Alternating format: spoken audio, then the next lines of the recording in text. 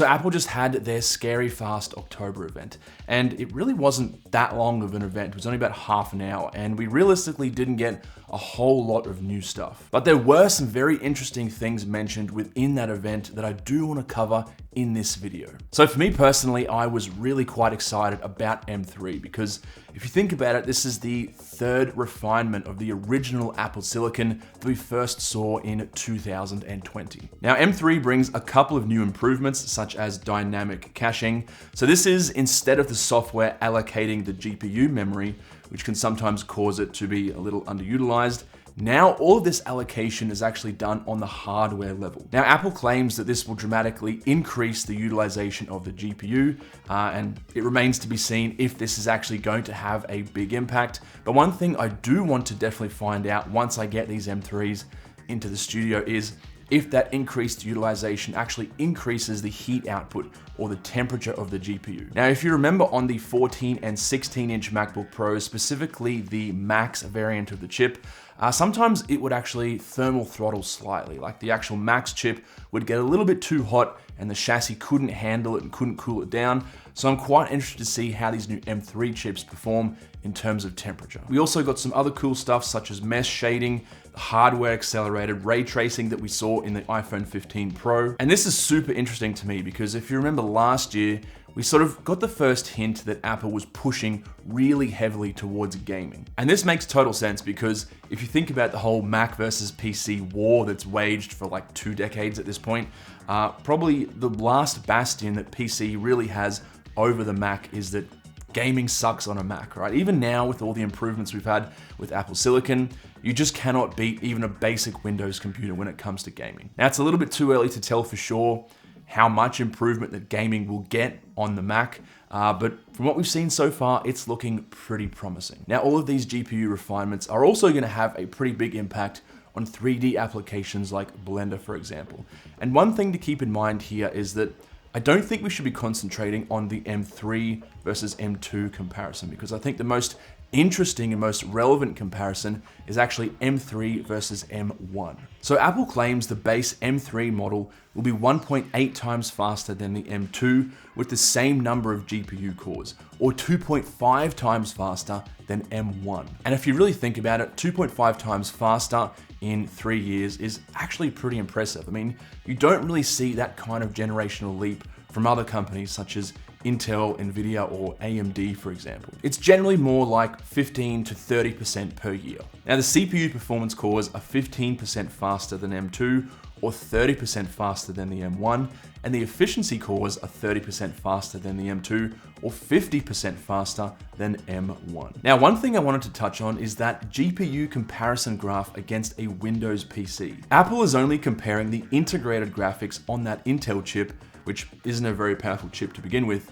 And of course, integrated graphics on Intel CPUs are historically not really that good. And when I looked up the exact model of Windows laptop Apple used in this comparison, it's selling for just $1299 versus the $1599 Apple is selling the base model 14-inch MacBook Pro with M3 chip at. Now, for $1599, I mean, you can get some pretty decent Windows laptops with discrete GPUs like an RTX 3060 or 3070, for example, which would destroy the M3 GPU in terms of pure performance. Now, in terms of efficiency, absolutely not. I mean, Apple and Apple Silicon is still miles ahead in that regard. But in terms of raw performance, that graph is a little bit misleading. But Apple typically does this when they're comparing Apple Silicon to Windows and Intel computers. So moving on to the MacBook Pro now. Now this one I was a little bit excited about, particularly the base model M3 14-inch version, because if you've been watching this channel for the last couple of years, I've always been kind of harsh on the 13-inch MacBook Pro with Apple Silicon. Like, it just doesn't really make sense for a lot of people. It's had the same chassis for years, hasn't really gotten that many updates, and now for the first time since Apple Silicon was announced, we're seeing some changes. So it looks like Apple may have just straight up axed the entire 13-inch MacBook Pro lineup and just popped the chip into a 14-inch MacBook Pro chassis. And I have some thoughts about this. First, I was kind of like, okay, that sounds good. But when you actually compare it with the next model up, which is the 14-inch M3 Pro MacBook Pro, it doesn't really make sense. For an extra $400, you get an extra Thunderbolt port, 3 additional CPU cores, 4 additional GPU cores, and a whopping 10 gigabytes of additional RAM. Now, to be fair, all of that extra performance may not be worth $400 to some people, but it makes me think that the aim of the base model M3 14-inch MacBook Pro was 3 main things. First, to just clean up the 13-inch version once and for all and just get rid of it and streamline everything. Second, offer a cheaper alternative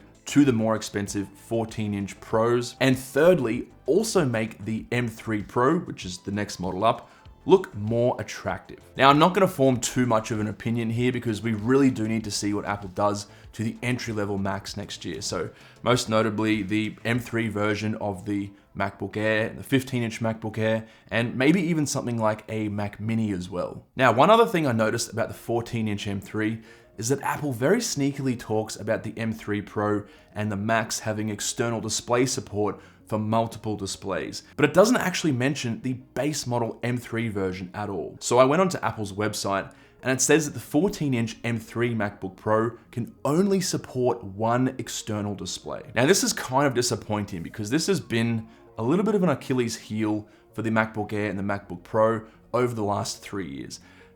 To be fair, there's not a whole lot of people that use more than 1 external display with their laptop, but there are some that do, including me personally. So that's something to think about before making a purchase decision. So let's move on to the 14 and 16-inch MacBook Pro, specifically the M3 Pro and M3 Max. So one of the biggest things I wanted to talk about here is that we're now seeing 128 gigabytes of RAM on a MacBook Pro for the first time ever. Now, of course, you're gonna have to remortgage your house or sell a kidney to afford it, but I also think it's a really cool option for people in terms of portability. So previously, if you needed a heap of RAM, for example, you're doing a lot of virtual machines or music production or whatever your workflow is, your only option if you wanted to stick with a Mac was a desktop Mac. Most specifically, the Mac Pro, which is massive, it's not portable at all, and it's also super, super expensive. Now you can put a huge amount of RAM into a laptop, which is also super, super portable. You don't have to go out and buy a massive Mac Pro or anything like that. Now, the use cases here are gonna be very, very limited. There are not many people that this is going to apply to, but I just think it's an interesting point to bring up and discuss. And I also found it kind of strange that Apple still focuses heavily on how much better Apple's silicon is than the old Intel MacBooks. I mean, we're now at a point that all of the Intel Macs have been well and truly phased out. To be fair to Apple though, it does look really good when you map it out on a chart like that, and it's just super easy marketing material, so hey, I would probably do it too. Now, in terms of the chassis itself on the 14 and 16-inch MacBook Pros, hasn't changed at all, which I think is good. I mean, if it ain't broke, don't fix it, right? Although the screen did get a slight brightness boost, allowing it to get 20% brighter. And finally, we have that new space black color option. Now, Apple claims that it's using, quote, breakthrough chemistry that forms an anodization seal that greatly reduces fingerprints. And I'm actually really interested to see how well this works because I've owned a number of black laptops over the years, specifically from companies like Razer and Lenovo, and the Razer ones in particular were awful. They would pick up fingerprints straight away. It's gonna be really interesting to see how Apple stacks up to the competition. But yeah, like I said before, not a huge amount of new products or changes. Obviously we had the iMac as well, which I don't really cover on this channel because not many people use an iMac, but seems Apple just decided to slap an M3 chip in there as well, which is always good. But yeah, really excited to actually get these M3 chips into the studio. And what I'm most excited to test is just the real life comparisons versus M1 and M2, just to see if, you know, everyday things like compiling code or editing videos, rendering videos, or 3D modeling in Blender is actually significantly faster on M3 with all of this new technology and 3 nanometer chips. But apart from that, thank you guys for watching, and I'll catch you in the next one.